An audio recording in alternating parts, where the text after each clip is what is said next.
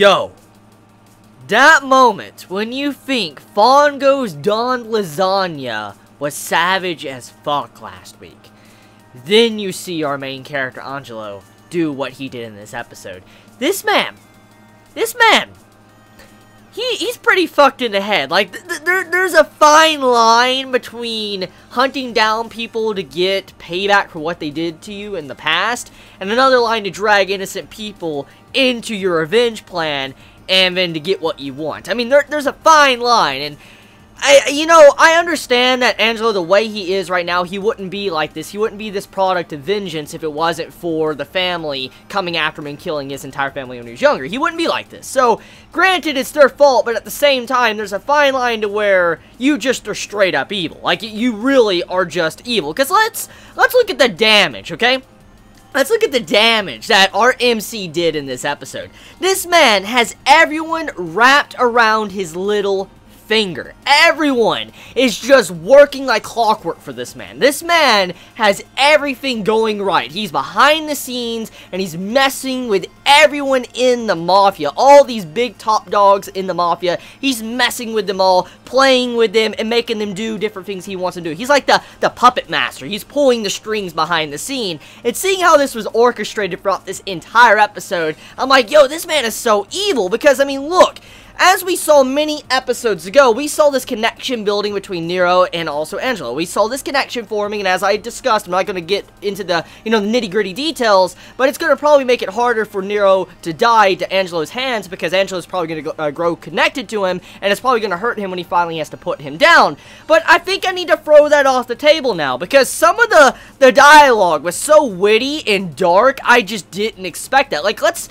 pull up one line in this episode that Angelo said to Nero, which I was like, yo, that's pretty fucked. So there was a line where Nero was talking about his siblings, all that, how they're fighting, and then Angelo's like, I actually have a brother too and all that, I'll let you meet him one day.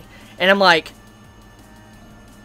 bro, did he just say that? Like, he just straight up said to Nero, like, I'll let you meet my dead brother soon. Don't worry, I'll let you meet him soon. I'm like, bro, that's savage. That's pretty fucking savage. Just throwing that death flag on that man like nothing. I mean, just throwing it on top of him. He has no idea.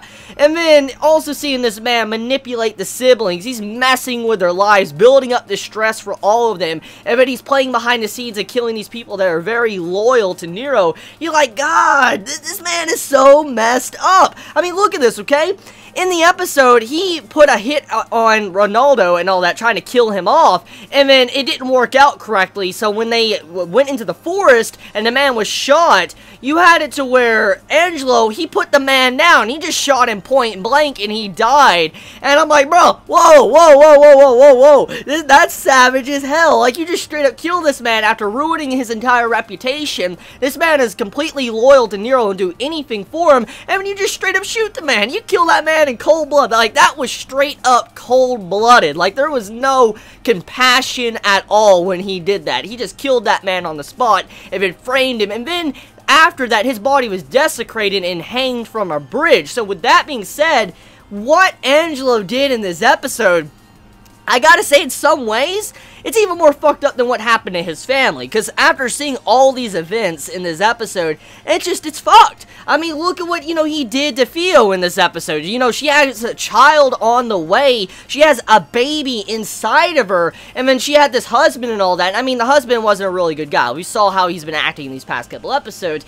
But still, you have it to where Theo, she's had this built-up stress going on with her family, with her brothers is infighting, how they're fighting each other, wanting to kill each other. She's building up this stress, and she's trying to be a sister, like, I need to save my brothers. I don't want to see my brothers kill each other. And so she takes it into her own hands and murders her husband, which is the father of her baby inside of her. And it was thanks to Angelo that this happened to begin with, because you have it to where the flowers were given to her, and then in the message, most likely it was something that maybe, Angelo wrote in there, and he was probably saying, like, here's a gun, take him out, kill him to save your brothers, or there's probably something else written there, maybe even a threat. There could have been a threat, and maybe Angelo was threatening Theo and maybe her brothers, and said something, because that could explain the dialogue at the end of the episode. Because if you remember, you have it to where Angelo starts talking to Theo at the end, is like, hey, you need to say this, you need to say, like, you know, Estrate that killed, you know, your husband and all that. Maybe he threatened her in some way. I mean, that is a possibility. But whatever the case may be, though, just what Angelo has done in this episode is so destructive, and I'm at the point to ask, like,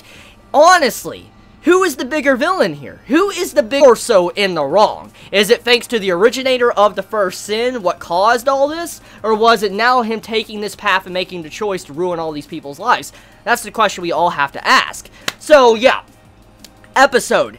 Fantastic. One of the best episodes of 91 Days. I love this series. I love the theme of this series. This is exactly what I wanted from last anime season series, Bungo Stray Dogs, when I saw this, like, very mature setting and all that. This is what I wanted from Gangsta as well. I wanted this mature mafia story that was really kick-ass, and that is what I'm getting from 91 Days. This is what I've been wanting since those previous two series I saw, and now seeing this right here, I'm just so happy. I'm just so happy that 91 Days didn't turn into a pile of shit and it continues to be good and get better by the episode. I'm just very happy and pleased with this series. I'm kind of sad it is underrated. Not many people really enjoy this series as much as I do, but I gotta say, I love the mature setting. I love the controversial topic, a way you can view both the main character and Nero. I just love everything about this series, and also just how cold-blooded our character is. It's just rare to see such a very cold-blooded character that will do anything for his revenge. I mean, it's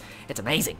So yeah, how do you all feel about this episode? How do you feel about all the things working behind the scenes, all these events? Like, you know, how you had it to where Angelo set up the murder of the brother, Frate, how he got shot by his brother, and how the bullets were removed. How do you feel about that? Angelo removed the damn bullets to make Nero kill his brother. Yo, that is so messed up. So, I mean, how do you feel about that? How Angelo set all this up? He's disconnecting Nero from everyone in his family, disconnecting him from anyone that is loyal to him.